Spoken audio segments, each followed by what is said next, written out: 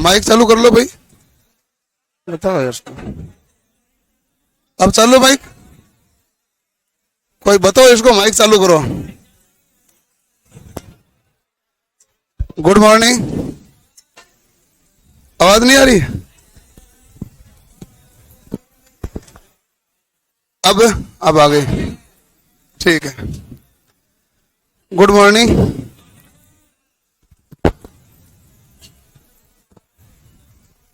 क्या हुआ?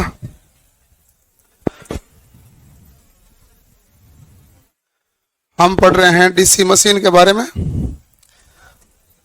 DC machine का बेसिक्स में रिवाइज कराता हुआ आगे पढ़ना प्रारंभ करता हूं, ठीक है। डीसी मशीन में आपने ये देखा था कि वह मशीन जो हमारे पास या तो डीसी विद्युत ऊर्जा को यांत्रिक ऊर्जा में बदलती है या यांत्रिक ऊर्जा को डीसी विद्युत ऊर्जा में बदलती है, उस मशीन को हम क्या कहते हैं? डीसी मशीन, ठीक है। डीसी मशीन है जो या तो डीसी से चलेगी या डीसी प्रदान करेगी। यदि डीसी प्रदान करेगी तो जनरेटर है, और यदि वो डीसी से संचालित होकर यांत्रिक ऊर्जा प्रदान करेगी वो क्या है? मोटर है। तो या तो जनरेटर होगा या क्या होगा? मोटर होगा, ठीक है। अब हमारे पास डीसी जनरेटर और डीसी मोटर है। इनके सबसे पहले हम देख लेते हैं पार्ट्स के बारे में। इसलिए हमने लिखा कि इसकी मौलिक आवश्यकता क्या है।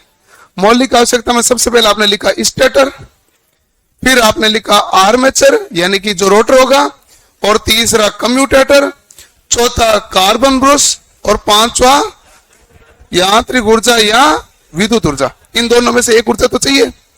तो सबसे पहले आपने देखा था स्टेटर के बारे में।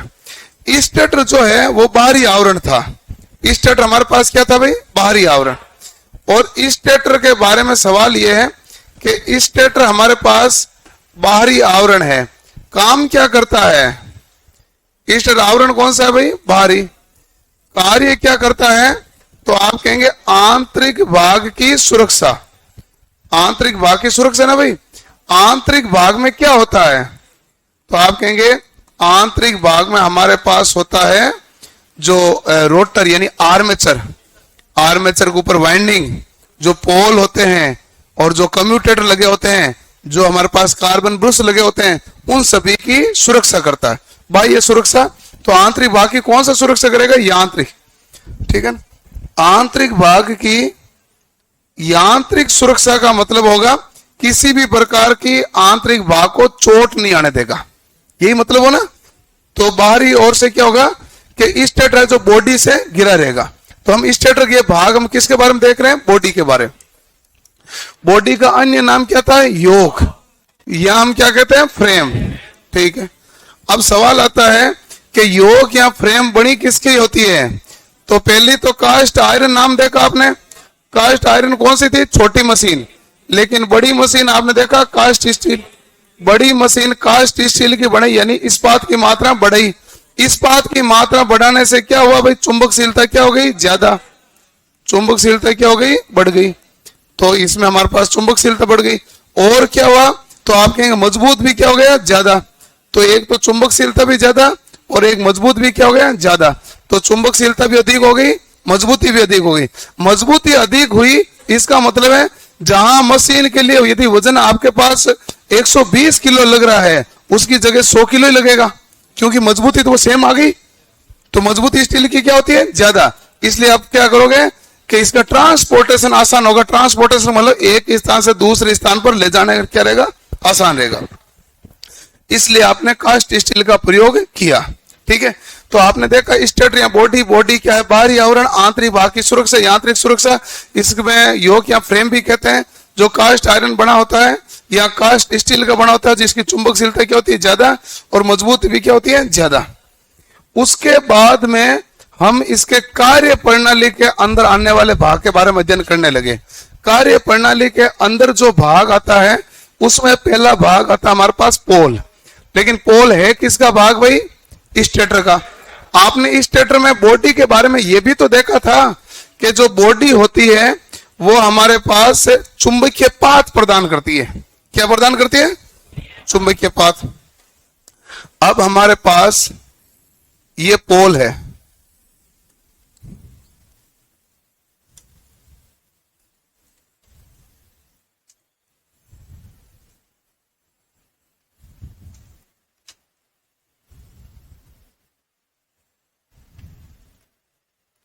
ये हमारे पास क्या भाई, पोल।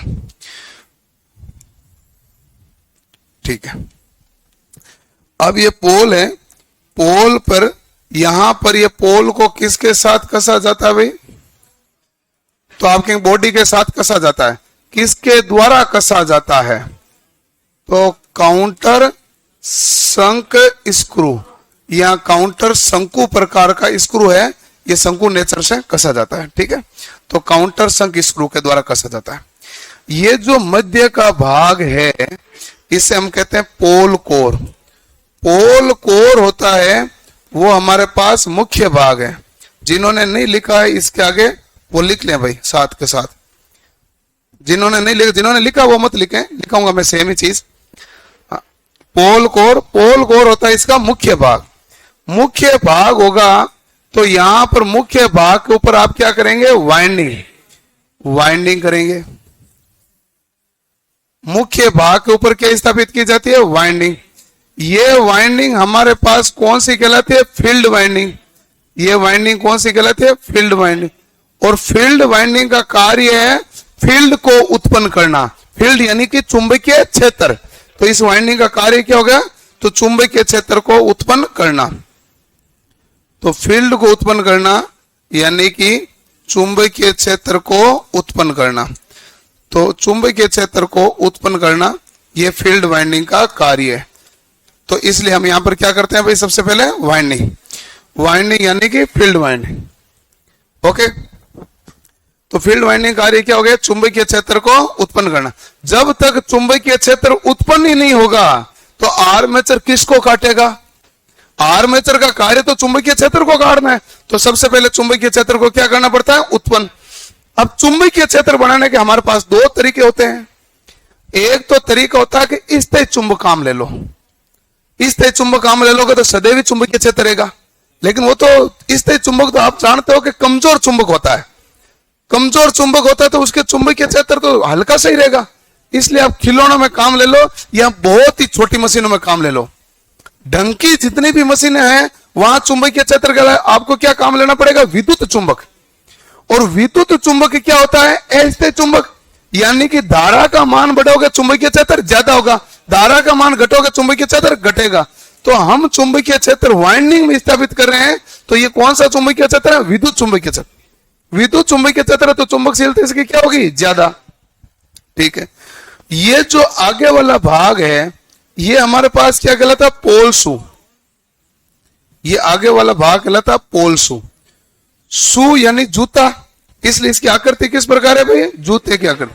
अब जूते के समान आकृति होने का फायदा क्या मिला, दो फायदा है। एक फायदा वाइंडिंग में क्या है, ठहराव, वाइंडिंग नीचे नहीं गिरेगी, तो वाइंडिंग में क्या हो गया, ठहराव। और दूसरा फायदा, मेन फायदा यह है कि चुंबकीय क्षेत्र का फैलाव यूनिफॉर्म है। यूनिफॉर्म को हिंदी में कहते हैं एक समान।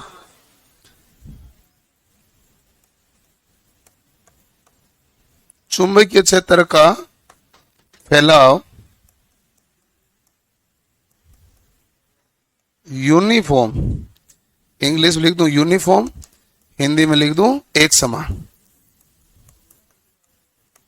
ठीक है, अब ये हमारे पास पोल शू का कार्य। और ये जो भाग है पोल का, वह भाग जो योक के साथ कसा जाता है उसे हम क्या कहेंगे, पोल योक। पोल का वह भाग जो योक के साथ कसा जाता है उसे कहते हैं पोल योक। ठीक है, ये पोल योक हो गया। अब हमारे पास आता है पोल शू का आकार पोल कोर से कितना गुना होता है, 2 गुना। पोल शू का आकार पोल कोर से 2 गुना होता है।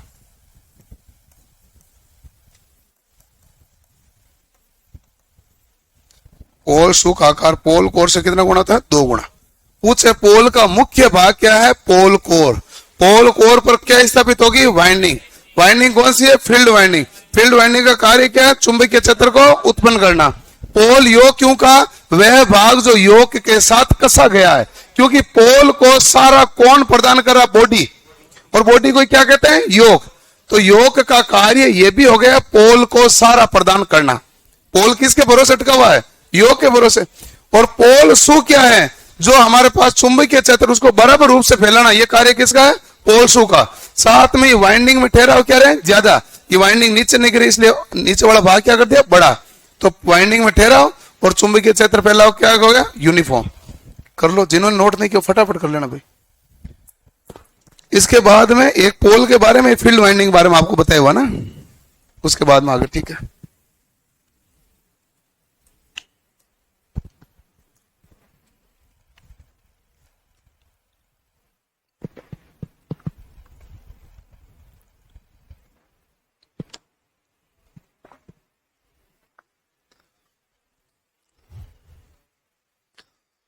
ध्यान रखना, आज हम जो ये पोल के बारे में पूरा भाग देख लेंगे, उसके बाद में डीसी मशीन के ये सारे पार्ट्स हो गए, ठीक है। ये डीसी मशीन के पार्ट्स है। सबसे पहले मैं आपको बार बार कह रहा था कि डीसी मशीन है जो टफ है, लेकिन इसके पार्ट्स आसान है। पहले पार्ट समझ में आएंगे तो थोड़ी सी मशीन समझ में आने की गुंजाइश ज्यादा रहेगी। तो ये पार्ट्स है और ये आप इसमें समझने में कोई तकलीफ थोड़ी है, इसमें तकलीफ है ही नहीं। तकलीफ तो कार्य प्रणाली में आएगी, जो मोटर और जनरेटर से ज्यादा तकलीफ आती है मोटर में। इसमें थोड़ा कंफ्यूजन मामला थोड़ा ज्यादा रहता है, इसलिए ध्यान रखना है। लिख लिया ये तो,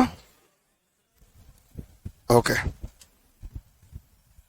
लिखो लिखो जल्दी लिखो।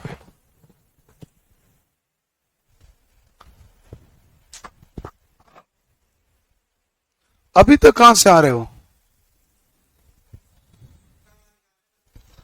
इतना कितना,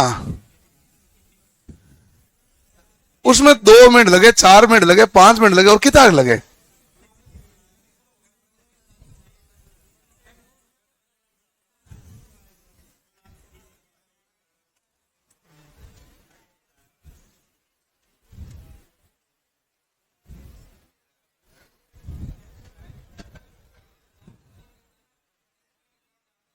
हैं?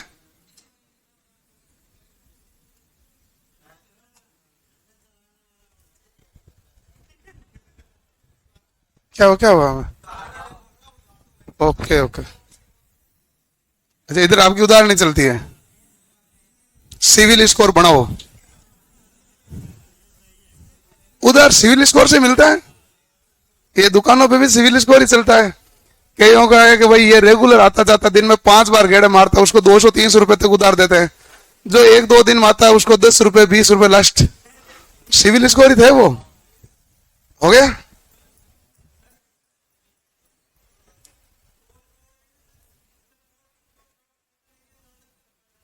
पोल कोर का, पोल सू से पोल कोर का ज्यादा, पोल कोर का कम रखते हैं, पोल सू का ज्यादा क्यों रखते हैं? 2 कारण है। टेक्निकली कारण है ये और नॉन टेक्निकली कारण है ये। नॉन टेक्निकली कारण क्या है कि भाई इसका एरिया ज्यादा हो गया और ऊपर आपने वाइंडिंग लपेटी तो ये वाइंडिंग नीचे नहीं गिरेगी क्योंकि अलग अलग भाग में लगी हुई है। ये तो नॉन टेक्निकल कारण है। टेक्निकल कारण क्या है कि इसका एरिया ज्यादा है तो आप जब मशीन बनाई ऐसे आपने, तो पूरे में क्या होता है कि चुंबकीय क्षेत्र जो बनेगा उसका फैलाव पूरे में क्या हो जाएगा, आसानी से। और चुंबकीय क्षेत्र यदि यूनिफॉर्म फैलेगा तो आर्मेचर है उसको सीक्वेंस में सही काटेगा, नहीं तो आर्मेचर को यहां पर चुंबकीय क्षेत्र क्या मिलेगा, ज्यादा, और यहां पर चुंबकीय क्षेत्र क्या मिलेगा, 0 है कि नहीं है। इसलिए चुंबकीय क्षेत्र का यूनिफॉर्म फैलाव हो, यह प्रमुख कारण है। यह तो पता नहीं 3-4 बार परीक्षा में सवाल पूछा हुआ है। चुंबकीय क्षेत्र का फैलाव क्या होना चाहिए, यूनिफॉर्म। टेक्निकल वर्ड यूनिफॉर्म ही है। वो यूनिफॉर्म को हमने एक रूपता, एक समान जो भी कहते हैं, टेक्निकल वर्ड यूनिफॉर्म है। तो चुंबकीय क्षेत्र बराबर रूप से फैले, किस पर, आर्मेचर पर। क्योंकि चुंबकीय क्षेत्र केवल फैल के करेगा क्या, चुंबकीय क्षेत्र को काटेगा तो आर्मेचर ना, तभी तो आर्मेचर विद्युत वाहक बल उत्पन्न करेगा। तो आर्मेचर कह रहा है कि भाई मैं विद्युत वाहक बल उत्पन्न करूंगा तो चुंबकीय क्षेत्र बराबर रूप से आना चाहिए। ऐसा नहीं एक बार चुंबकीय क्षेत्र ज्यादा है दूसरी बार आए ही नहीं। ये हम जनरेटर आगे केस देखेंगे, उस केस में फिर ऐसे दिक्कत आएगी तो हम कार्बन ब्रश को खिसकाएंगे, फिर हम देखेंगे वहां MNA और GNA वहां प्रॉब्लम आती है ना, तो वो देखी जाती है। ठीक है, लिख लिया। अब हमारे पास जो पोल होते हैं, पोल की न्यूनतम संख्या कितनी होती है भाई, 2। पोल की संख्या है जो 2 से 8 के बीच होती है। न्यूनतम 2, अधिकतम क्या है 8। 2 के गुणज में होती है। किसके गुणज में होगी? 2 के गुणज, 2 के गुणज में होगी। सामान्यतः पोल की संख्या कितनी रखी जाती है? 4। सामान्यतः पोलों की संख्या होती है 4। डीसी मशीन में सामान्यतः 4 पोल रखे जाते हैं। अब हमारे पास जो पोल होते हैं वो वैसे 2 भागों में बांट दो कि पोल 2 भागों में ऐसा है कि एक तो हमारे पास होता है स्थायी चुंबक। अब स्थायी चुंबक तो हम काम में लेते तो है नहीं, खिलौनों में काम में ले लेते हैं। एक तो हम क्या ले लेते हैं? स्थायी चुंबक। स्थायी चुंबक वो है जिसकी चुंबकशीलता क्या होती है? कम।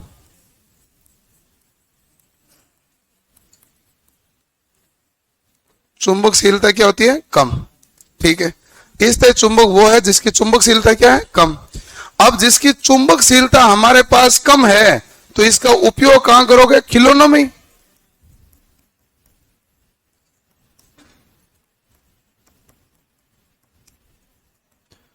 दूसरा हमारे पास पोल होता है वो कहलाता है विद्युत चुंबक। दूसरा पोल क्या कहलाता है? विद्युत चुंबक।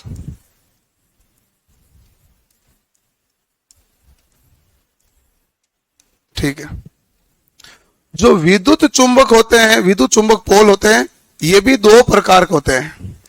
ये होते हैं, एक तो होते हैं मोल्डेड पोल, एक होते हैं सुसहित लेमिनेटेड पोल।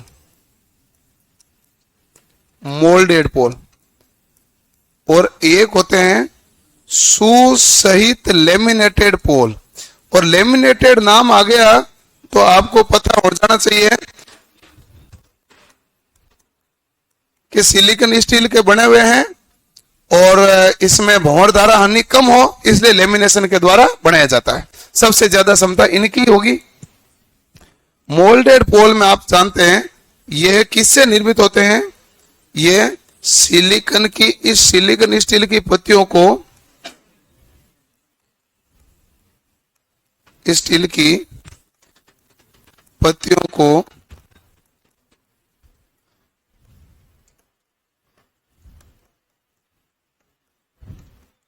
लेमिनेटेड करके जोड़ा जाता है। ठीक है, अब देखो सिलिकॉन स्टील की पत्तियों को जोड़ते हैं तो जोड़ने का तरीका भी क्या होता है? रिविट करना। रिविट का मतलब क्या होता है?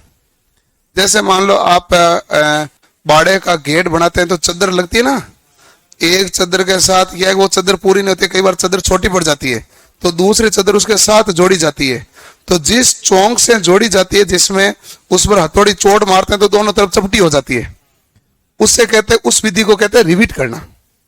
उसमें स्क्रू के साथ आता है क्या? नहीं, उसमें केवल क्या करते हैं? चौंकी होती है वो, और उसमें क्या होता है कि चद्दर के एक तरफ रखते हैं, दूसरी तरफ नीचे नट रखते हैं पहले, ताकि एक बार स्थापित हो जाए, फिर जोर से हथौड़े से चोट मारे तो इधर भी क्या होता है? चपटी हो जाती है, उस तरफ भी चपटी हो जाती है। और ये जोड़ने की विधि क्या कहलाती है? रिविट करना। इस विधि को क्या कहते हैं? रिविट करना। धातु को जोड़ने की इस विधि को ही रिविट करना कहते हैं। यहां पर भी जोड़ने का तरीका क्या रहता है? रिविट करना।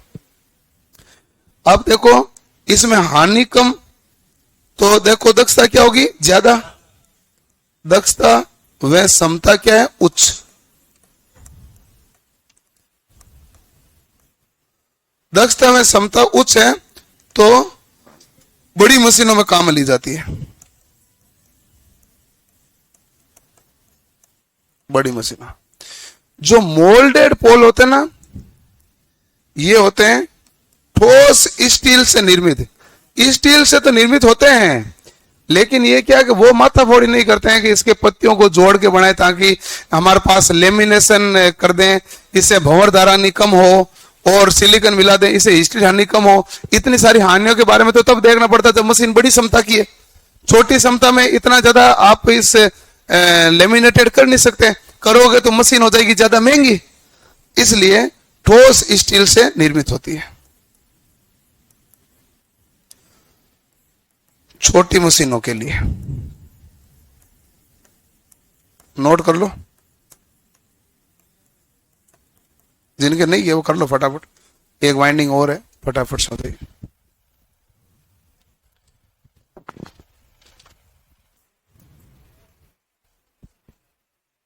क्या हुआ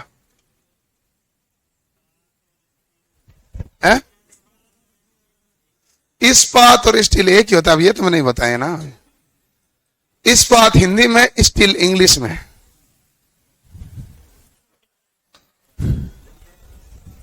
ये तो कंफ्यूज मत हो।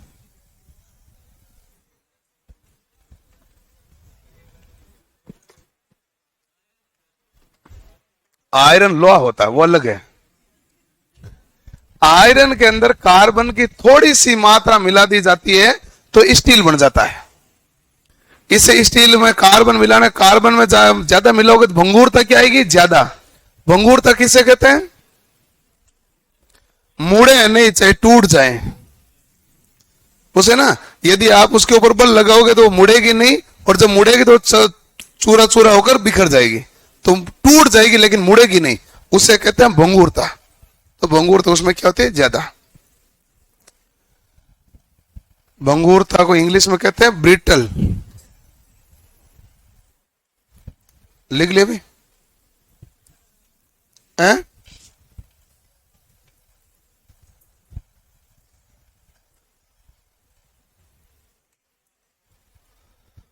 अगला हमारे पास होता है फील्ड वाइंडिंग। फील्ड वाइंडिंग है जो एक्चुअल में मशीनों का वर्गीकरण भी करती है, कि सीरीज जेनित्र, शंट जेनित्र, कंपाउंड जेनित्र होता है ना, उसी आधार पर फील्ड वाइंडिंग होती है। फील्ड वाइंडिंग क्या करती है? मशीनों का वर्गीकरण। ग्रुप डी में आईटी वाले अनिवार्य कर दिए ना? हाँ वो कर दिए ना है? मैं एक दिन आया, मैंने कहा देखो मैं सुबह आया 7 बजे, 1 घंटा पूरा माथा फोड़ी करके पढ़ाया, सुबह उठा, व्यू देखा तो 7000। एक शाम को जाते जाते मैं ज्ञान देके गया 15 मिनट का, सुबह देखा तो व्यू थे 80,000 यूट्यूब चैनल पे, और अभी वो हो गए लाख। आईटी वालों को ये मिला, ठीक है ना।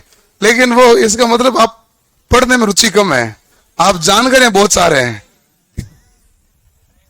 क्योंकि मैंने कहा मैं डेली 7 बजे आता हूँ, डेली पढ़ा के जाता हूँ, उसमें व्यू आए कम और मेहनत भी बहुत लगती है, और जाते जाते बैठ के आके कैमरा चालू करो भाई, उसमें आते व्यू ज्यादा। अभी सीईटी का एक मामला और चल रहा है ना,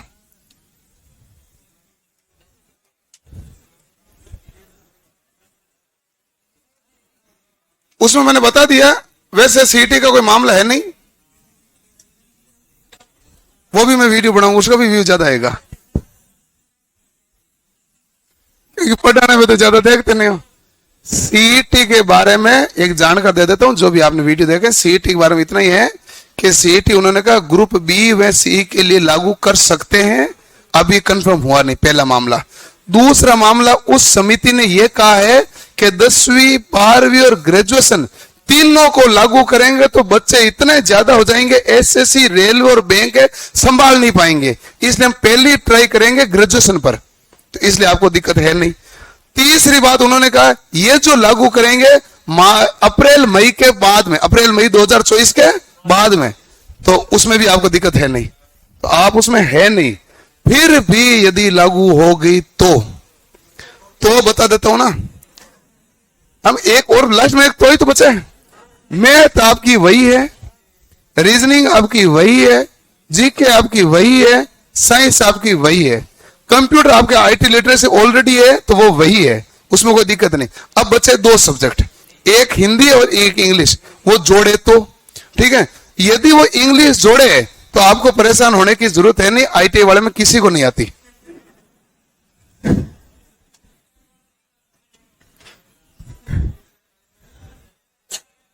ठीक है, पर मैं अभी इस इंग्लिश की टेंशन लेके क्यों जीनी, जब ऑलरेडी 5 सब्जेक्ट आपके पास है।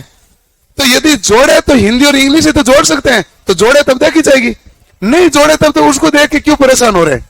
अपने पास ऑलरेडी 5 सब्जेक्ट है, ये तो आएंगे ही आएंगे, इसलिए आपको तनाव लेने की आवश्यकता है नहीं।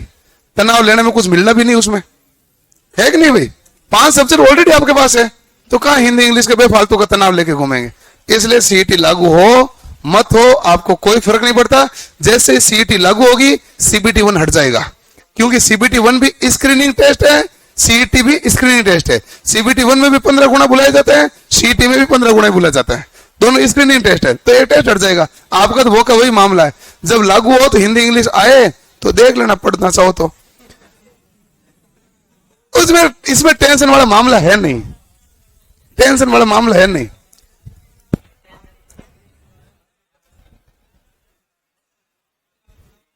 आप बेफालतू को कोई टेंशन लो तो लो, क्या टेंशन वाला मामला है? मामला टेंशन है सीबीटी 2 जहां से मेरिट बनती है। सीबीटी 1 की पिछली बार की कट ऑफ देखो कि जनरल की कई जगह गई 35, कई जगह गई 38, कई जगह गई 32, ठीक है।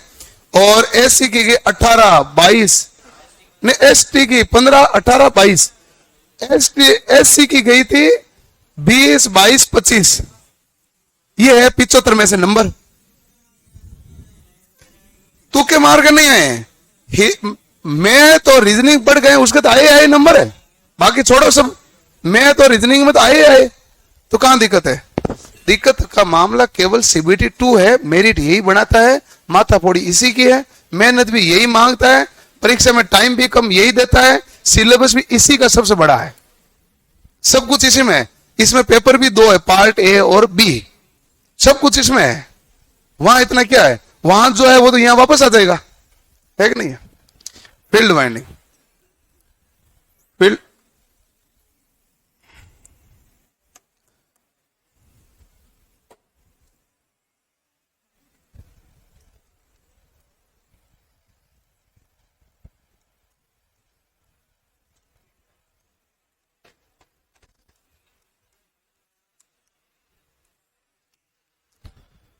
सीरीज वाइंडिंग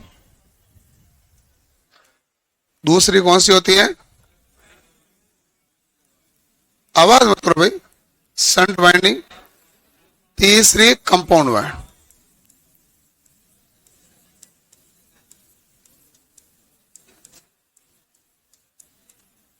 सीरीज वाइंडिंग होती है, इसमें मोटा तार काम में लिया जाता है, और मोटा तार होगा तो लपेटे क्या होंगे? कम। लपेटे कम है, मोटा तार है, तो ऑब्वियसली बात है इसका प्रतिरोध क्या है? कम। इसका प्रतिरोध क्या हो गया? कम।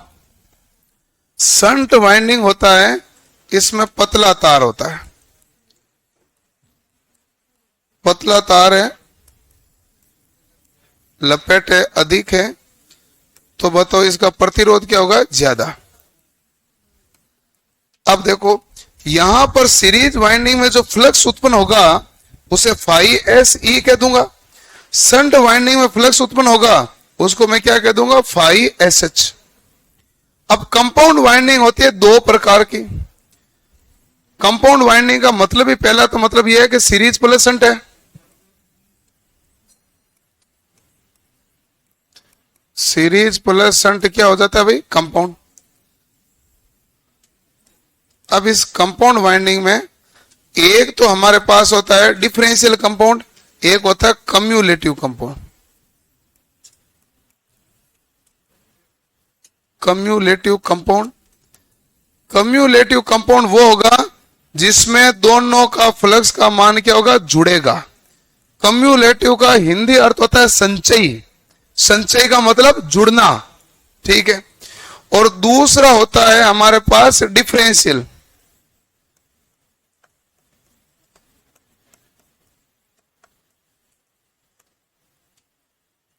डिफरेंशियल कंपाउंड, और इसमें, और ये जुड़ना है ना भाई, ये दोनों में इसमें अंतर होगा तो ये क्या होगा? घटाना। डिफरेंशियल होता है हिंदी में विभेदी, अंतर होगा, और कम्युलेटिव होगा संचयी, उसमें होगा जुड़ना। ये हमारे पास फील्ड वाइंडिंग है। अब ये हमने पढ़ लिया, तो हमने पढ़ लिया स्टेटर के बारे में। अब हम पढ़ेंगे आर्मेचर के बारे में।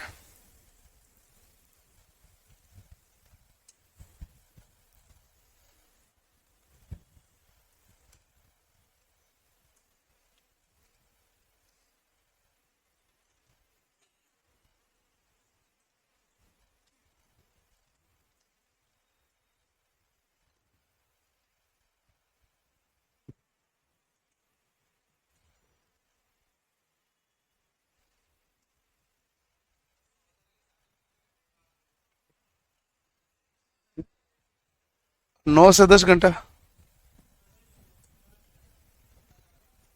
लेना पड़ता है ना भाई।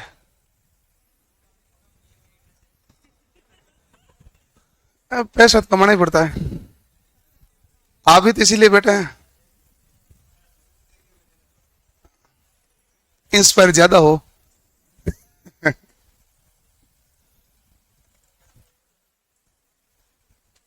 लिख दे भाई, series winding, shunt winding, compound winding.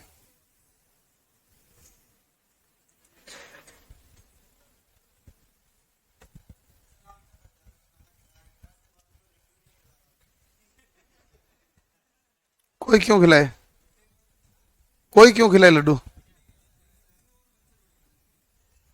नहीं, कोई आप हो तो खिला सकते हो। लिख लिया।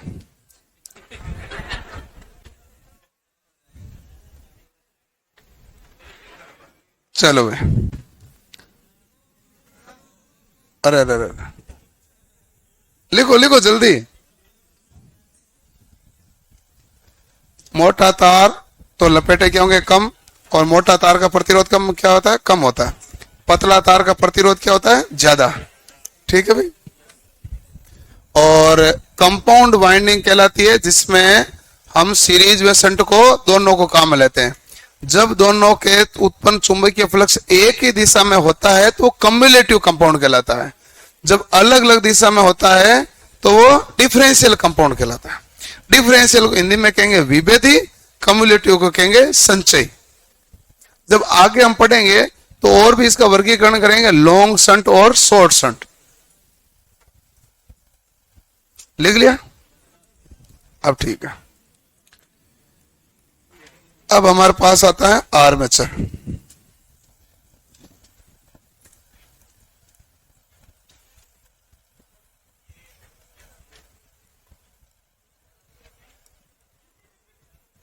पहली बात ध्यान रखना, सभी मशीनों में आपको एक सार जरूर मिलता है कि आर्मेचर वो होता है जो चुंबकीय क्षेत्र को काटकर ईएमएफ उत्पन्न करता है।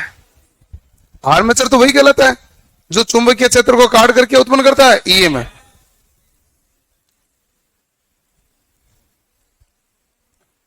यह है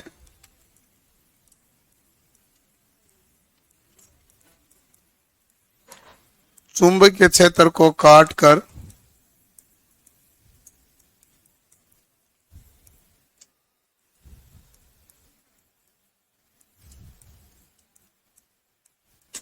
ईएमएफ उत्पन्न करता है। ठीक है, पहला मामला। दूसरा मामला, ये चुंबकीय क्षेत्र को काट करके उत्पन्न करता है भाई ईएमएफ। ठीक है। दूसरा मामला हमारे पास है कि आर्मेचर हमारे पास क्या होता है, अंदर घूमने वाला भाग है, तो लिखोगे ये घूर्णित भाग है।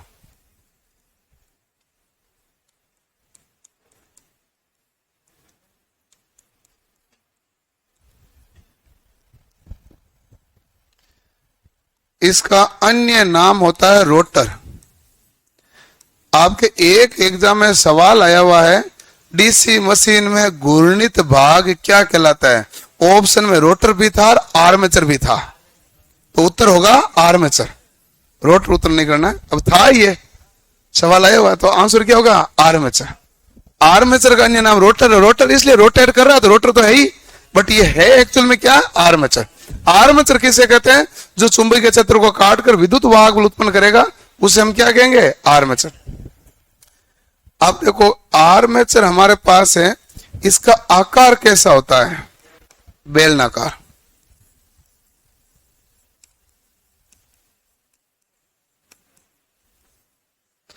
इसका आकार कैसा होगा? बेलनाकार। ये आर्मेचर है, किससे मिलकर बना होता है? ये सिलिकॉन स्टील की पत्तियों को लेमिनेटेड करके बनाया जाता है।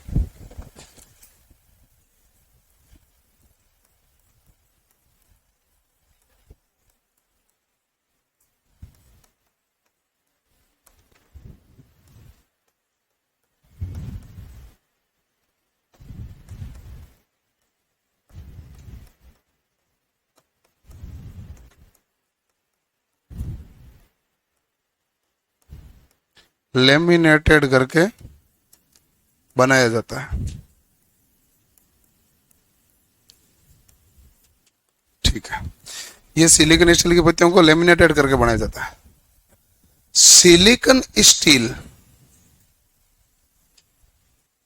क्या होगा भाई,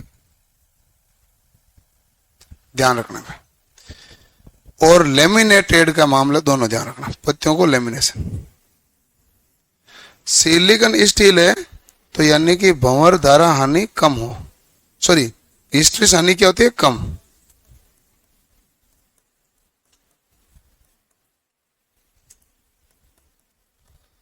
हिस्ट्रेसिस हानि कम करनी है, इसलिए इस सिलिकॉन की मात्रा कितनी काम ली जाती है, 3.8% से 4.6%। और भंवर धारा हानि को कम करने के लिए पत्तियों को लेमिनेटेड करते हैं।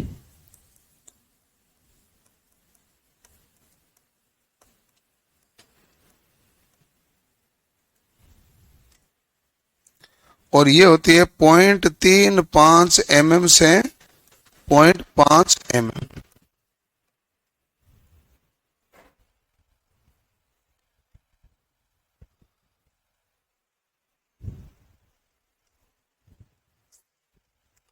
पॉइंट 3.5 mm से 0.5 mm।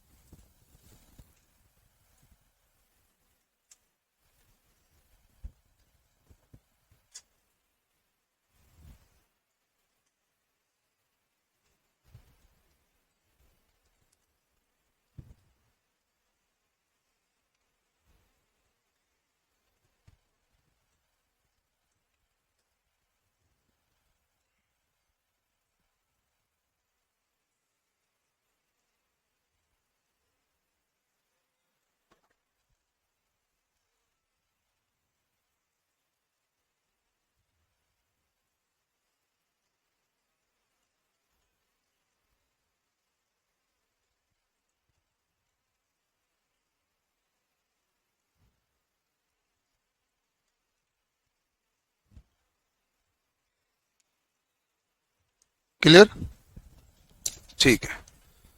तो इस हानि को कम की जाती है 3.8% से 4.6%, और ये 0.35 mm से 0.5 mm। ओके, लिख लिया भाई सबने, क्या लिख रहे हो अभी भी?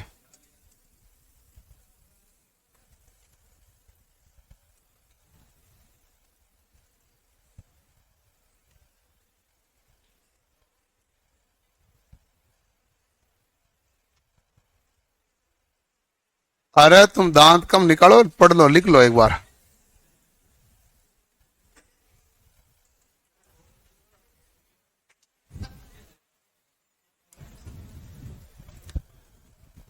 अब आगे हमारे पास, जैसे ये हमारे पास आर्मेचर होता है, आर्मेचर के ऊपर हम एक वाइंडिंग स्थापित करते हैं तो उसे आर्मेचर वाइंडिंग कहा जाता है। वो दो प्रकार की होती है, एक लैप वाइंडिंग और दूसरी वेव वाइंडिंग, ठीक है।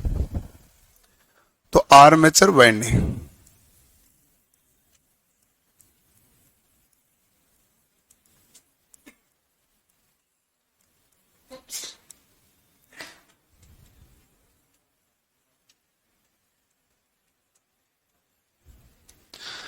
आर्मेचर वाइंडिंग होती है दो प्रकार की। एक होती है लैप वाइंडिंग,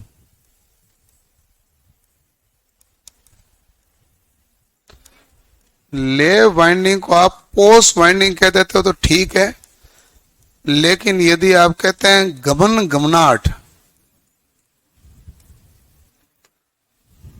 गमन गमनाहट, हाँ यही नाम था, ऐसा नाम परीक्षा ने लिखा है।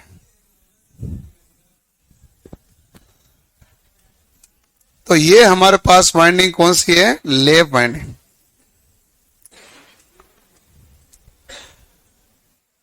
और एक आर्मेचर वाइंडिंग एक और होती है, जो दूसरी होती है कौन सी, वेव वाइंडिंग।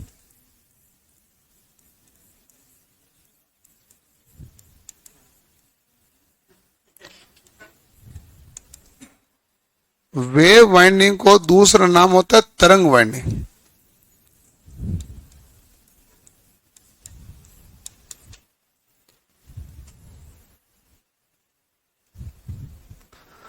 वेव वाइंडिंग का दूसरा नाम होता है तरंग वाइंडिंग। वेव को तो तरंग ही कहते हैं, लेप को पोस कह देते हैं, या गमन गमनाट इन्होंने नाम लिख दिया भाई, ठीक है। बाकी पोस्ट वाइंडिंग अच्छा नाम होता है। तो हमारे पास वाइंडिंग कितने प्रकार के हैं? 2 प्रकार। अब देखो कि लेप वाइंडिंग किसे कहते हैं?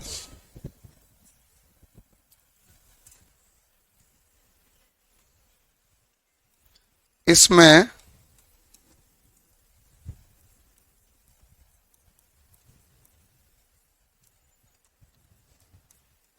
समांतर पथों की संख्या, जिसको डिनोट किया जाता है ए से, की समांतर पथों की संख्या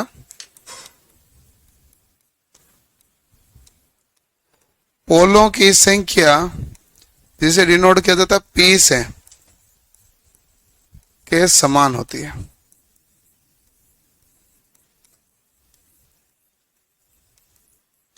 इसमें समांतर पथों की संख्या क्या होती है भाई? तो आप कहेंगे समांतर पथों की संख्या पोलों की संख्या के समान, ठीक है।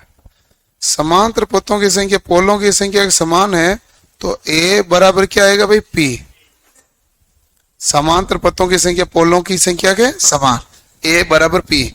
अब इसमें समांतर पथ जितने पोल 2 है तो समांतर पथ कितने होंगे? 2। पोल 4 है तो समांतर पथ 4। पोल 8 है तो समांतर पथ कितने हो गए? 8।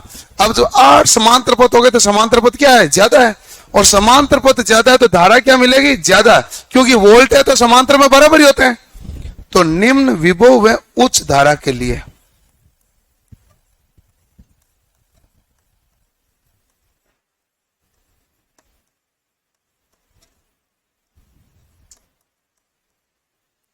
निम्न विभव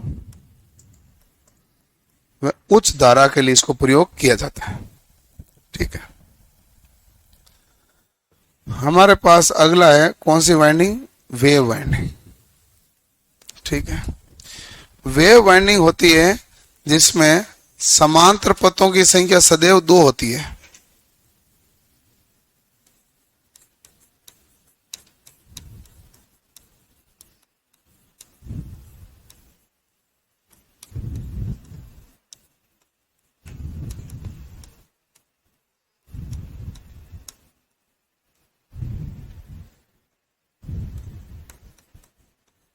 इसमें समांतर पथों की संख्या सदैव कितनी होती है? 2। यानी कि ए बराबर क्या हो गया? 2। समांतर पथों की संख्या 2 है तो समांतर में तो पथ कम है भाई, पोल तो कम से कम 2 होते ही हैं। यदि वो पोल 4 है तो भी पाथ कितने हैं? 2। पोल 8 है तो भी पाथ कितने हैं? 2। तो पाथ की संख्या क्या है? कम। पाथ की संख्या कम है तो धारा क्या है? कम। और वोल्टेज क्या होगा? ज्यादा। तो ये होगा उच्च विभव व निम्न धारा के लिए।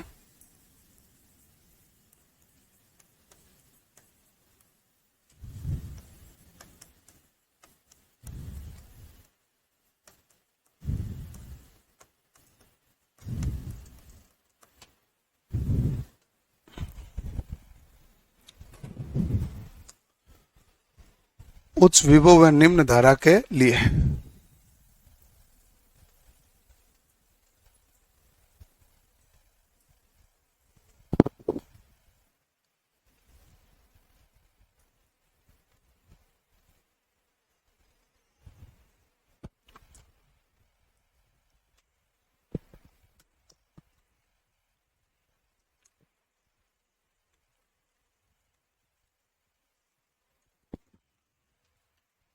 ठीक है। अब देखो ये तो हो गया लेव वेव। अब जब समांतर पथों की संख्या ज्यादा है तो धारा भी क्या होगा? ज्यादा। लेकिन प्रत्येक पथ से धारा एक समान आए, इसके लिए किसका प्रयोग किया जाता है? समकारी रिंग का।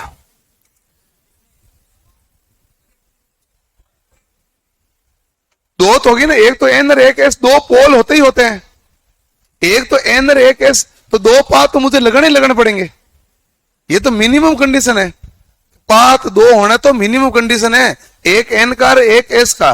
डीसी में बल्ब जोड़ोगे तो 2 तार लगने पड़ेंगे, पॉजिटिव का और एक, वो मामला है।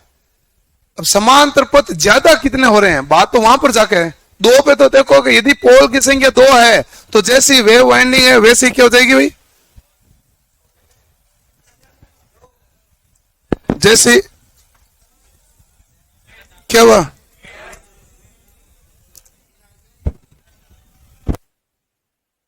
अब ठीक है नहीं है? क्या हुआ? अब ठीक है ना? कहाँ है वापस? डिश है?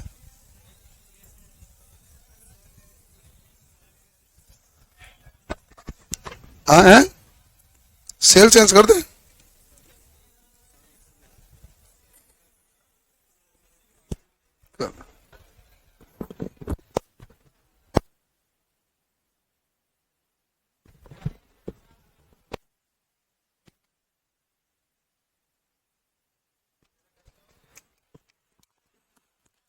हाँ भाई अभी नहीं है, उधर प्रॉब्लम है फिर क्या? गई? आ गई आवाज गई। कुछ और प्रॉब्लम है, सॉल्व कर दो भाई। यहां से आवाज सही आ रही है, आपके उधर ही गड़बड़ है।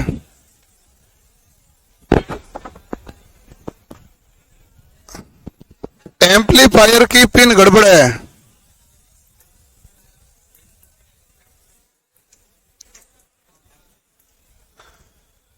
हाँ भाई अब ध्यान से सुन लो, मैं बोल देता, आप कोई मत बोलो, मैं जोर से बोल दूंगा। अब हमारे पास इसमें यदि पोल की संख्या 2 है तो पोल की आवाज कहां नहीं आ रही है?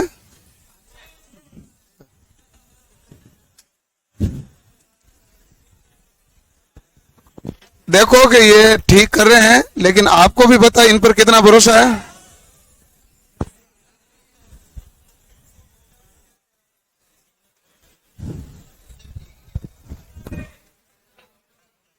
इससे ठीक नहीं होगा क्या आवाज? अब भाई देखो, अब आवाज नहीं आ रही है, क्या दिक्कत? इधर नहीं, इधर देखो, अब आवाज आई? अरे करना भाई, देखना।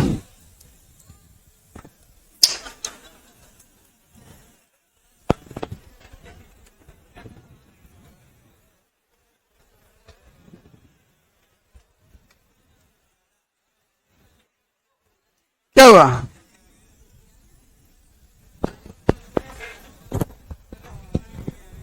हाँ भाई अब ठीक है। एक समकारी रिंग होती है, समकारी रिंग बोलने तो आवाज तभी आएगी। समकारी रिंग को कई बार ये समकारी रिंग आपका इंग्लिश मतलब हिंदी में नाम नहीं लिख के इंग्लिश में इक्वलाइजर रिंग लिख सकते हैं। इक्वलाइजर रिंग, इक्वलाइजर रिंग क्या होती है कि ये एक तांबे से निर्मित होती है और इसका कार्य होता है कि सभी पथों में धारा हो एक समान। तांबे से निर्मित होती है और सभी पथों में धारा एक समान हो और समान धारा को विभाजित करने के लिए समकारी रिंग लगाते हैं। क्योंकि यहां समांतर पथों की संख्या 4 भी हो सकती है, समांतर पथों की संख्या 8 भी हो, तो सभी पथों में धारा का मान एक समान हो, इसके लिए कौन सी रिंग काम में ली जाती है? समकारी। ठीक है, तो समकारी रिंग किस वाइंडिंग में काम लेंगे? लेप में। ठीक है, सभी पथों में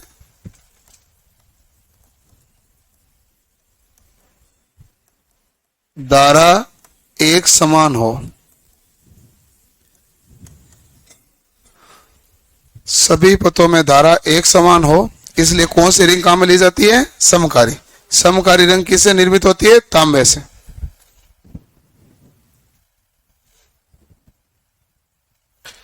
फिर भी आवाज कट कट के आ रही है।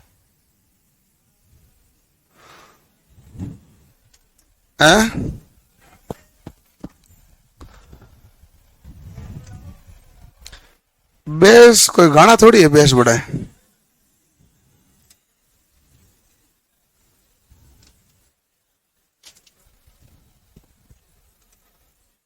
लेव वाइंडिंग, वेव वाइंडिंग, 2 प्रकार की वाइंडिंग है। लास्ट में लिखो एक समकारी रिंग। समकारी रिंग लेते हैं लेव वाइंडिंग में काम है, ताकि सभी पथों में धारा क्या हो? एक समान हो। और ये किससे निर्मित होती है? तांबे से।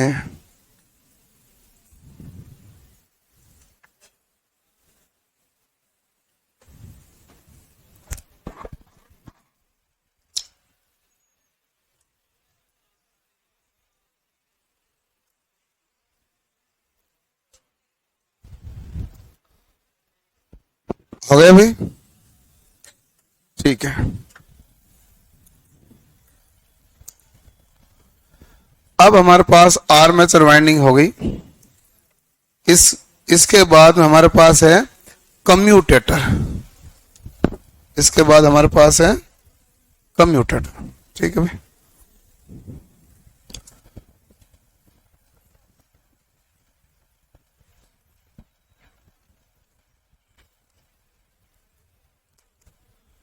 कम्यूटेटर होता है दिक् परिवर्तक।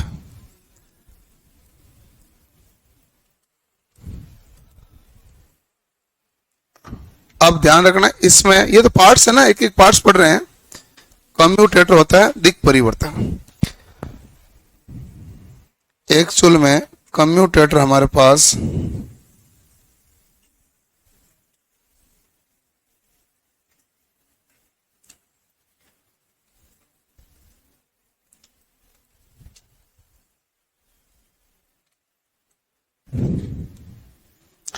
ये जो कम्यूटेटर काम में लेते हैं, इसमें ये खंड होते हैं।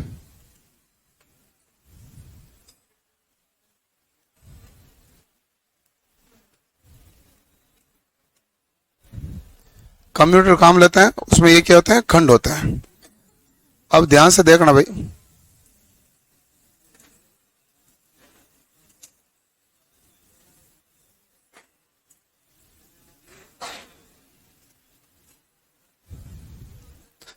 इसी प्रकार यह निर्मित रहता है।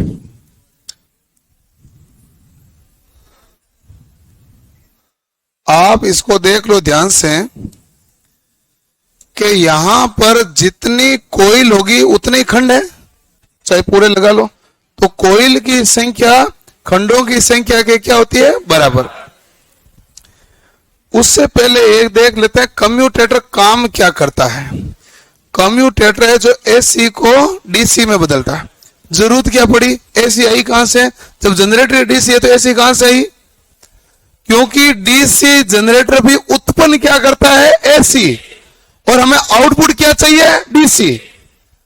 तो आप एक सवाल है पटवारी का 2015 का सवाल, क्या कटा बता फिर? देख आवाज कट रही है तो पता मुझे ही चल रहा है, और मैं भी चाह रहा हूं कि आप तक आवाज पहुंचे, लेकिन अब सिस्टम में दिक्कत है तो कोई बात नहीं, धीरे धीरे आपको। ऐसे तो कोई इंपॉर्टेंट गया नहीं जिसमें कुछ चेंज हो गया यार, शायद झटके आए इसके। तो कम्यूटेटर जो है वो एसी को किस में बदलेगा? डीसी में।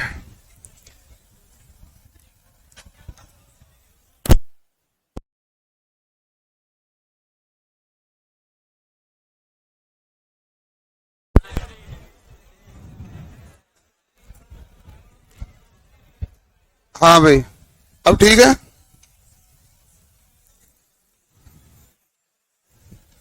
अब देखो कि हमारे पास कम्यूटेटर का कार्य होता है एसी को डीसी में बदलना। तो सबसे पहला सवाल आएगा कि एसी को डीसी में बदलेंगे तो एसी है कहां? तो हम कहेंगे कि डीसी जनरेटर उत्पन्न क्या करता है? एसी। और हमें आउटपुट क्या चाहिए? डीसी।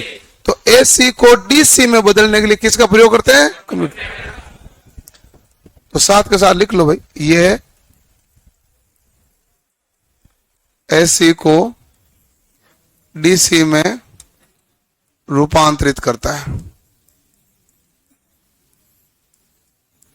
ये तो मैंने लाइन लिखी सिंपल लाइन।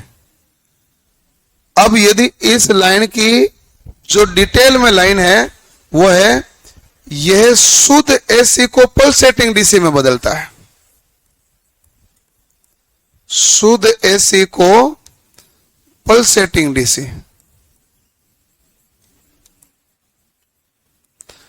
पल्सेटिंग डीसी यानी स्पंदन डीसी।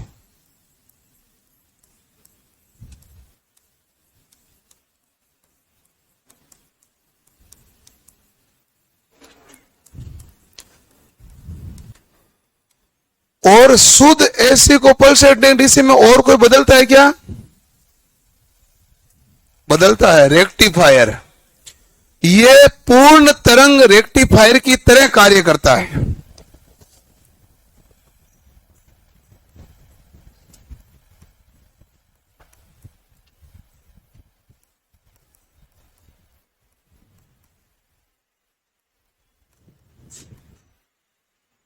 ये पूर्ण तरंग रेक्टिफायर की तरह कार्य करता है। ठीक है भाई। पूर्ण तरंग रेक्टिफायर का आउटपुट कैसा होता है? तो पूर्ण तरंग रेक्टिफायर का आउटपुट ऐसा होता है भाई, ये पूर्ण तरंग रेक्टिफायर की तरह इसका भी आउटपुट यही आएगा। शुद्ध एसी को शुद्ध डीसी में नहीं बदला, किस में बदला? Pulse setting DC. इससे शुद्ध डीसी प्राप्त करने तो आगे फिल्टर और रेगुलेटर लगाने पड़ेंगे।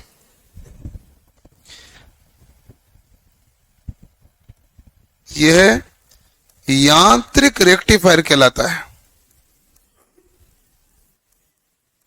यांत्रिक मतलब मैकेनिकल है, ये मैकेनिकल डिवाइस ही है, तो ये क्या कहलाएगा? यांत्रिक रेक्टिफायर कहलाता है।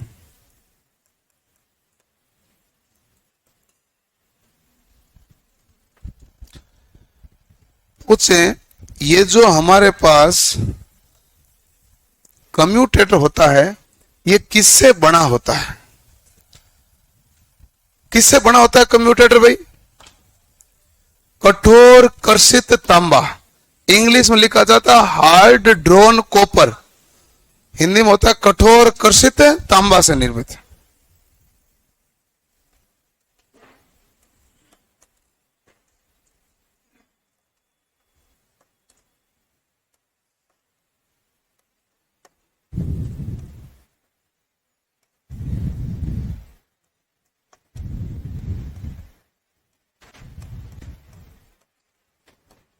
हार्ड ड्रोन कॉपर यानी किससे निर्मित है भाई? तो आप कहेंगे ये कठोर कर्षित तांबे से निर्मित है। ठीक है। अब ये हमारे पास तांबे के खंडों से मिलकर बनता है। कठोर कर्षित तांबे के खंडों से, खंडों इंग्लिश बोलते हैं सेगमेंट, से मिलकर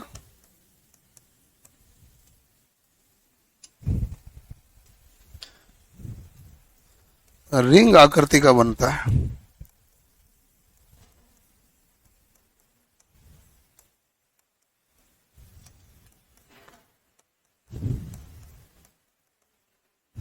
रिंग आकृति का बना होता है। अब ये जो हमारे पास तांबे के खंडों से मिलकर बना है, ये बीच में जो भाग है ना, ये खंड शॉर्ट सर्किट ना हो, इसलिए बीच में ये जो भाग लगाए गए हैं खंड या कोयल शॉर्ट सर्किट ना, इसीलिए लगाए गए। ये हमारे पास किससे बना होते हैं भाई? माइका। माइका यानी अबरख।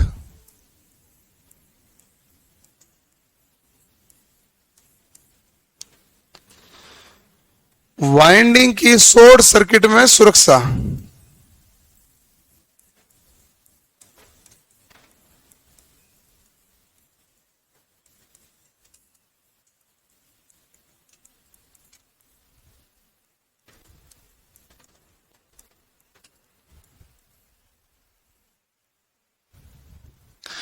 वाइंडिंग की शॉर्ट सर्किट से सुरक्षा। माइका यानी अबरख, अबरख क्या होगा? वाइंडिंग की शॉर्ट सर्किट से सुरक्षा होगी। ठीक है। वाइंडिंग की शॉर्ट सर्किट से सुरक्षा कर ली,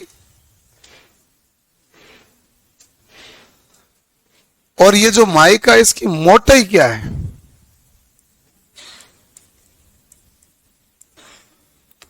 जीरो 0.1 mm।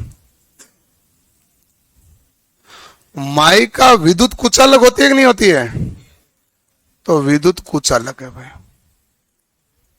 आपके पास जगह तो आप ढंग से लिख लेना, ऐसा तीर ही मत बनाना भाई।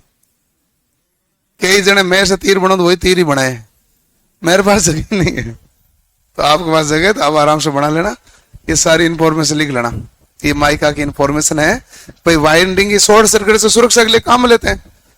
मोटाई कितनी होती है? 0.1 mm। विद्युत की क्या होती है? कुचालक, तभी तो शॉर्ट सर्किट से सुरक्षा करेगी। और एक लाइन आप खुद लिख लेना, इसमें खंडों की संख्या कोयल की संख्या के समान होती है। खंडों की संख्या कोयल की संख्या के समान एक नहीं है ये। बाकी तो कम्यूटेटर के बारे में सारी बातें आ गई। जिस प्रकार आउटपुट यहां पर हम कम्यूटेटर से लेते हैं ना, उसी प्रकार आउटपुट लेने की एक और विधि होती है जो एसी जनरेटर या अल्टरनेटर में काम में ली जाती है, उसे स्लिप रिंग कहते हैं। स्लिप रिंग होती है फॉस्फोरस ब्रॉन्ज की बनी हुई, जबकि कम्यूटेटर है हार्ड ड्रॉन कॉपर का। हार्ड ड्रॉन क्यों बनाया, यह भी कारण है, क्योंकि इसके ऊपर है जो कार्बन ब्रुश लगा रहेगा। कार्बन ब्रुश के दबाव में घिसना नहीं चाहिए, इसलिए बहुत कठोर बनाया जाता है इसको, कि घिसे तो कार्बन वाला घिसे, ये नहीं घिसे, इसलिए हार्ड ड्रॉन कॉपर बनाया जाता है।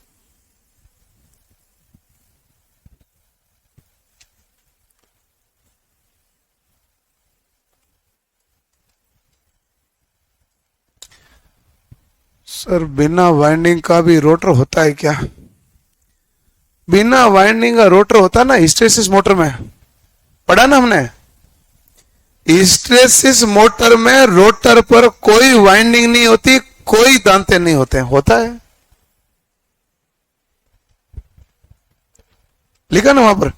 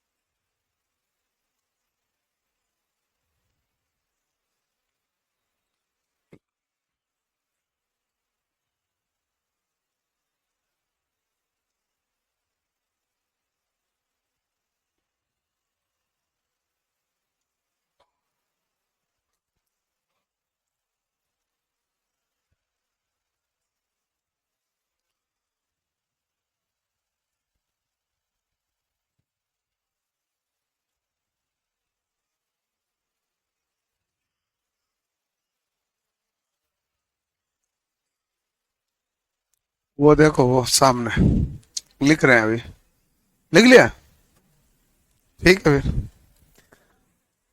अब हमारे पास है, इसके बाद में एक और बचा हुआ भाग था जिसका नाम था कार्बन ब्रुश, है ना भाई?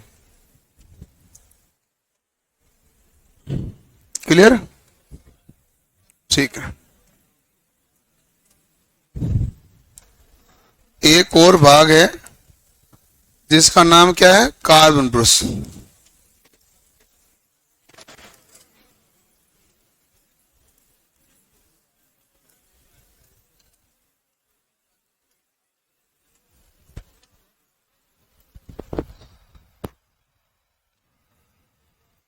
आवाज नहीं भाई। कार्बन ब्रुश है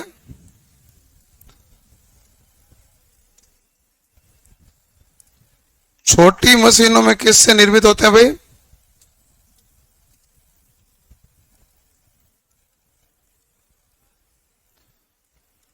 छोटी मशीनों में कार्बन से निर्मित।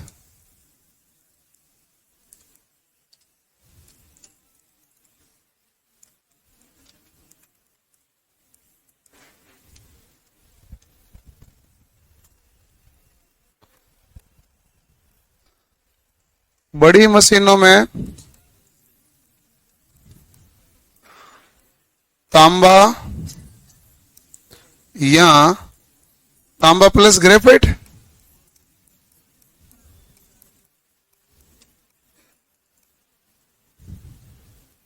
तांबा या तांबा प्लस ग्रेफाइट से निर्मित है। ओके, अब देखो छोटी मशीनों में कार्बन से निर्मित क्यों है, तो कार्बन का गुण क्या है, तो कार्बन होता है एक तो अचुंबकीय पदार्थ,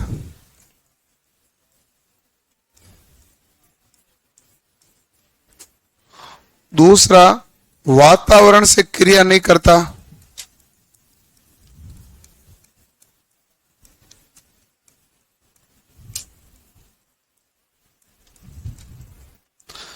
और तीसरा हमारे पास है जो कार्बन ब्रुश है ना, इसका नेचर ये खुद घिस जाएगा लेकिन कम्यूटेटर को घिसने नहीं देगा। तो ये भी गुण किसका है, कार्बन ब्रुश का। एक इसका और है, जब तापमान बढ़ता है तो प्रतिरोध का मान घटता है जिससे चालकता बढ़ती है। जब ये कार्बन ब्रुश को उसके ऊपर लगाओगे तो देखोगे घिसेगा घिसेगा तो ये गर्म तो होगा, गर्म होने पर इसकी चालकता क्या होगी, बढ़ेगी। तो ये ऐसे ही चाहिए, हम ऐसे थोड़ी चाहते हैं कि गर्म होने पर चालकता घटे। तो ये कुछ गुण थे जिसके कारण शुरुआत में छोटी मशीनों में कार्बन ब्रुश के रूप में कार्बन को काम में लिया गया था, इसीलिए नाम कार्बन ब्रुश रखा गया था। जबकि बड़ी मशीनों में तांबा या तांबा प्लस ग्रेफाइट का प्रयोग किया जाता है। यह कार्य क्या करता है, कम्यूटेटर से सप्लाई प्राप्त करके बाह्य परिपथ को प्रदान करना, क्योंकि बाह्य परिपथ के लिए तार किससे जुड़े रहेंगे, कार्बन ब्रुश से। जो आर्मेचर विद्युत वाहक बल उत्पन्न करेगा तो वो तो यही कोइल है, वो तो यही कोइल है, ठीक है ना। और ये कोइल से हमारे पास सारी सप्लाई कहां पर आएगी, कम्यूटेटर पर। कम्यूटेटर ने एसी को किस में बदल दिया, डीसी में। अब इस डीसी सप्लाई को बाह्य परिपथ को प्रदान करने का कार्य कौन करेगा, कार्बन ब्रुश।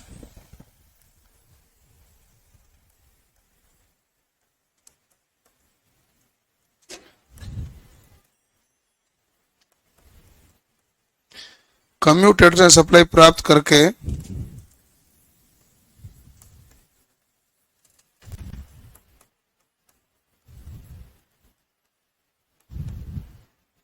बाह्य परिपथ को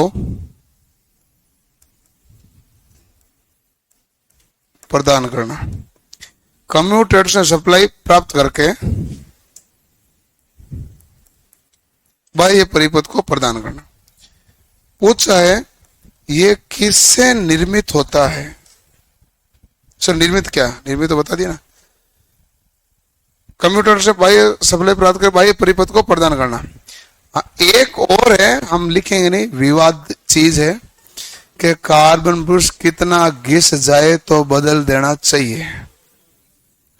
तो मैं इस सवाल का पूरा उत्तर दे देता हूं, पहले सुन लो, उसके बाद आप अपने बात कह देना।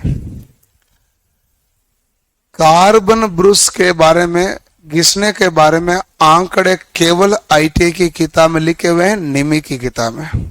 बीटेक और डिप्लोमा की किताब में ऐसी कुछ बातें नहीं लिखी गई है, स्टैंडर्ड रूप से भी ऐसी कोई बातें नहीं लिखी गई है। वहां यह लिखा गया है कि जब कार्बन का ब्रुश में स्पार्किंग आए तो उसे बदल देना चाहिए। स्पार्किंग आएगा तो मतलब ज्यादा घिस गया, ज्यादा घिस गया तो दबाव है नहीं, और अच्छा दबाव होना कितना चाहिए, दबाव होना चाहिए 0.1 किलोग्राम प्रति सेंटीमीटर स्क्वायर से 0.25 किलोग्राम प्रति सेंटीमीटर स्क्वायर। दबाव होना तो यही चाहिए ना भाई, तो दबाव होना क्या चाहिए, 0.1 किलोग्राम प्रति सेंटीमीटर स्क्वायर से 0.25 किलोग्राम प्रति सेंटीमीटर स्क्वायर होना चाहिए। तो ये दबाव होना चाहिए, ठीक है। तो अब देखोगे यदि ये ज्यादा घिस जाएगा तो पीछे हमारे पास जो यांत्रिक व्यवस्था लगी हुई, स्प्रिंग लगी हुई है, उसके द्वारा इतना दबाव बढ़ेगा क्या, नहीं। जब दबाव कम हो जाएगा तो स्पार्किंग क्या हो जाएगी, ज्यादा। जब स्पार्किंग होने लगे तो बदल दो। लॉजिक भी यही कहता है। ऐसे तो पता कैसे चलेगा कि बैठ के देखोगे, आज मशीन खोलोगे, क्यों खोलेगे, देख रहे कितना घिस के बदलना है क्या, ऐसा तो कुछ है नहीं। तो बीटेक डिप्लोमा सब जगह यही चीज लिखी जाती है, लेकिन आईटीआई की किताब में लिखा हुआ है दो बातें। एक तो उन्होंने लिखा उन्होंने ही है और किसी ने लिखा नहीं है, और लिखा तो भी दो बातें लिख दी एक साथ। उनकी दो किताब आती है, एक थ्योरी की एक प्रैक्टिकल की। थ्योरी की किताब है जिसमें उनका चैप्टर का नाम है फूड मिक्सर। उसके अंदर फूड मतलब मिक्सी के बारे में बता रहे हैं, फूड मिक्सर। उसमें है जो राइट साइड में सबसे लास्ट में जाते लिखा हुआ आएगा कि जब कार्बन ब्रूस 1/3 घिस जाए या 2/3 रह जाए तो बदल देना चाहिए, वहां लिखा हुआ है। और यही आईटीआई की निमी की किताब जो प्रैक्टिकल वाली खोलोगे तो उसमें लिखा हुआ है जब 2/3 भाग घिस जाए और 1/3 भाग रह जाए तो बदल देना चाहिए। हाँ यही तो कह रहा हूं, पहली बात तो लिखा ही केवल इन्होंने, पर लिखा ही 2 जगह लिखा और 2 जगह 2 बातें लिख दी, और परीक्षा वाला ने कभी पूछा है नहीं। इसलिए आप मेरे से पूछना मत, मैंने इसलिए पूरी कहानी बताई उसकी, कहां क्या लिखा जगह तक बता दी, कहानी बता दी। तो कायदा यह कहता है कि 1/3 भाग घिस जाने पर बदल देना चाहिए, लेकिन 1/3 मापोगे कैसे आप? आपको पता कैसे लगेगा? जब स्पार्क होगा, जब आपको मशीन में हल्का से स्पार्क की दिक्कत बदल दो, नहीं दिक्कत आप कैसे बदलेंगे? आउटपुट पे तो डिपेंड करेगा ना भाई, या आउटपुट कम होता है तो बदल दो। इसका दबाव होना क्या चाहिए? 0.1 किलोग्राम प्रति सेंटीमीटर स्क्वायर से 0.25 किलोग्राम प्रति सेंटीमीटर स्क्वायर, ये उसका मान होना चाहिए।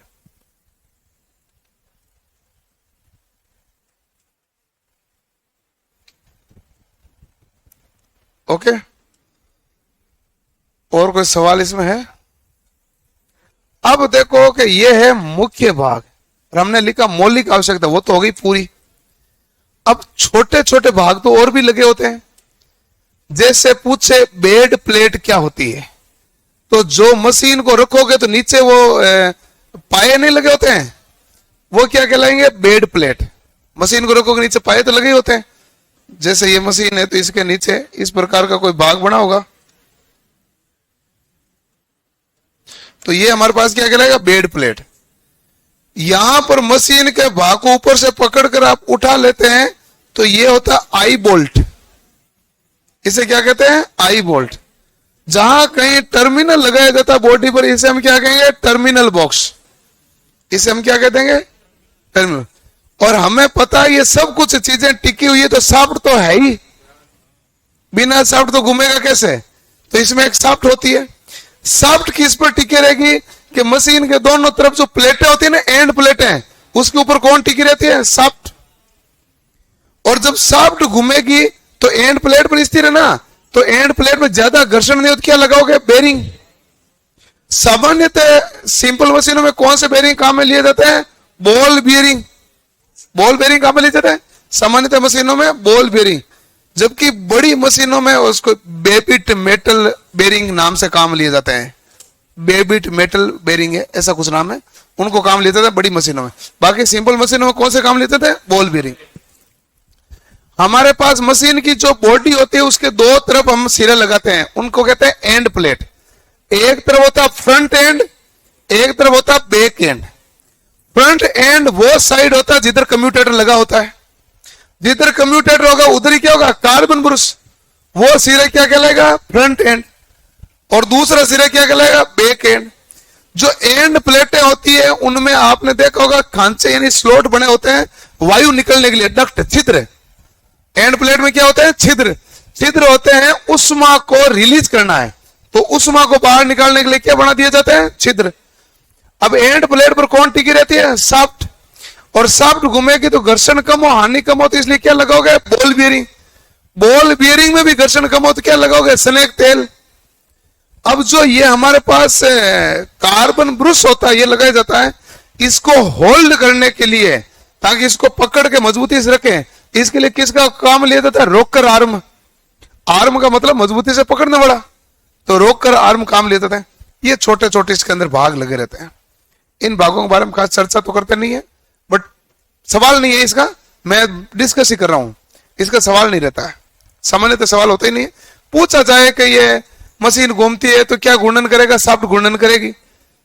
शाफ्ट घूर्णन करेगी तो बेरिंग होगा, और शाफ्ट है तो दोनों तरफ प्लेटों पर टिकी रहेगी। उन प्लेटों को क्या कहते हैं? End plate.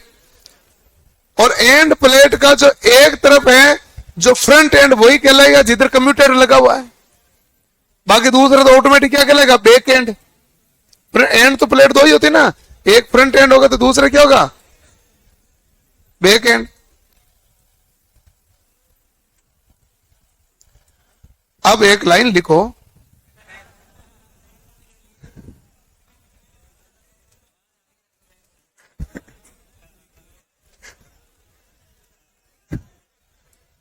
लिखो कम्यूटेटर की तरफ फ्रंट एंड प्लेट लगी होती है। मैं लाइनें लिखूंगा, अब जिन्होंने कॉपी बंद की वो खोलवा करेंगे। अब लिखो कम्यूटेटर की तरफ फ्रंट एंड प्लेट लगी होती है। फ्रंट एंड प्लेट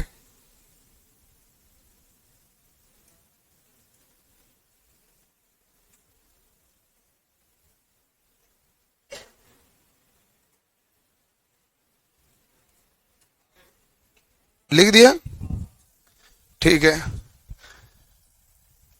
मशीन की शाफ्ट एंड प्लेट पर टिकी होती है। अगली लाइन लिखो ना, इसी में क्या अगली लाइन है, मशीन की शाफ्ट एंड प्लेट पर टिकी होती है। मशीन की शाफ्ट एंड प्लेट पर टिकी होती है।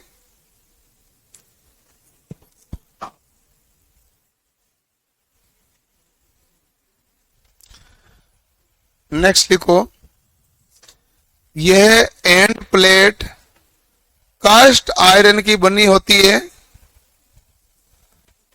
कास्ट आयरन, ढलवा लोहा। ये एंड प्लेट कास्ट आयरन की बनी होती है।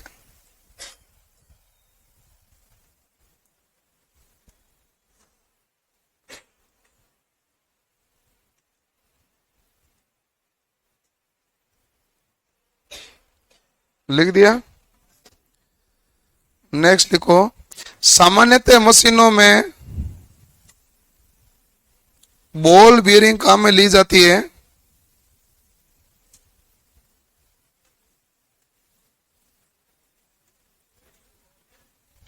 सामान्यतः मशीनों में बॉल बियरिंग काम में ली जाती है। Ball bearing BALL, bearing BEARING, ball bearing काम में ली जाती है। सामान्यतः मशीनों में कौन से काम लेते हैं, बॉल बियरिंग। बड़ी मशीनों में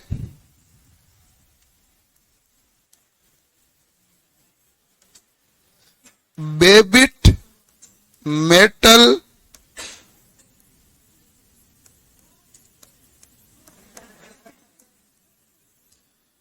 बड़ी मशीनों में बेबिट मेटल बियरिंग काम में ली जाती है। बेबिट मेटल का मतलब मेटल का एक ऐसा भाग है जो बहुत ज्यादा मजबूत होता है, इसलिए इसको बेबिट मेटल बोला गया है। ये कोई काफी सालों पहले, बहुत पहले वैज्ञानिक ने एक धातु बनाई थी, इसलिए इसको क्या बोला जाता है, बेबिट मेटल। तो बड़ी मशीनों के लिए बेबिट मेटल वायरिंग का उपयोग किया जाता है। ठीक है। हाँ, अब देखो कि एक जो अपने पास शाफ्ट होती है ना, शाफ्ट भी मृदु इस्पात से निर्मित होती है। लिखो शाफ्ट मृदु इस्पात से निर्मित होती है।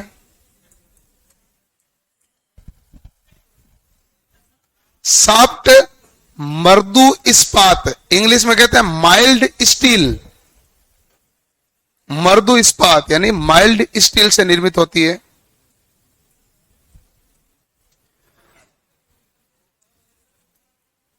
अगली लाइन लिखो,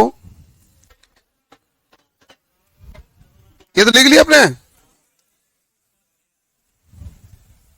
मृदु इस्पात से निर्मित है शाफ्ट, सिंपल है। अगली लाइन ये है, कार्बन ब्रुश को, लिखो कार्बन ब्रुश को रोककर आर्म द्वारा होल्ड किया जाता है।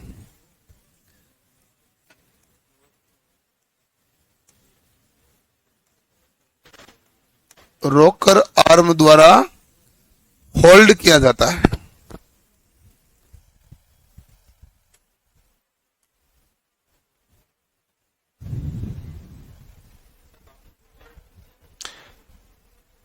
कार्बन ब्रश को रोककर आर्म, रोक कर नहीं, रोककर,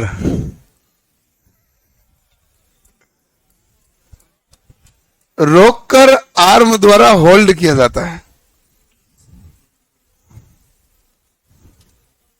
लिख लिया? ओके। मशीन को उठाने के लिए आई बोल्ट का प्रयोग किया जाता है।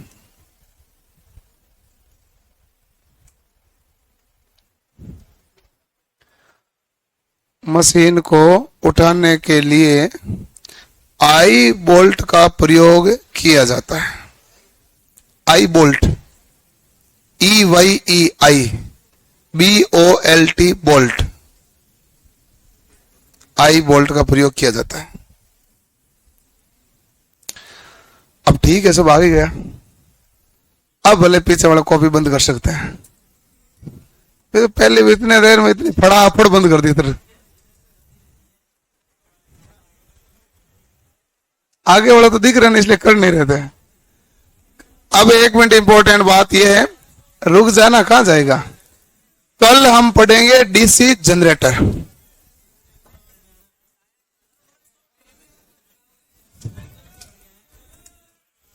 एक मिनट, एक लड़का है ये, इसका नाम क्या है? ये सुभाष है, ये मुझे बहुत परेशान करता है। बेफालतू घोचे करता है।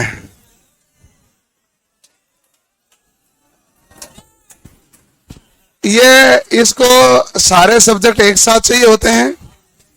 मेरी इतनी क्षमताएं है नहीं कि मैं एक साथ सारे पढ़ा दूं। जब मैं मशीन पढ़ा रहा हूं और मैंने क्लास में कहा है कि मशीन पूरी होने के बाद हम वर्कशॉप कैलकुलेशन पढ़ेंगे, तो उसके बाद में माथा फोड़ी करने पर माथा फूटेगा। इसलिए शांति बनाए रखें। केवल 2 मशीनें बाकी है। एक है डीसी जनरेटर, एक है डीसी। आपको क्या लगता है बीच में छोड़ेंगे? नहीं, तो ये बीच में छोड़ेंगे नहीं, तो ये पढ़ेंगे। अच्छा, वर्कशॉप कैलकुलेशन पढ़ूंगा तो मैं ही ना, तो मैं पढ़ा ही दूंगा। और अभी मैं कौन सा छुट्टियों पे चल रहा हूं, पढ़ा ही रहा हूं। इसलिए सिलेबस काफी बड़ा है। मैं जैसे सिलेबस वैसे ही बहुत बड़ा है ना भाई, ठीक है ना। ज्ञान की बात यही है कि कल मिलेंगे वापस।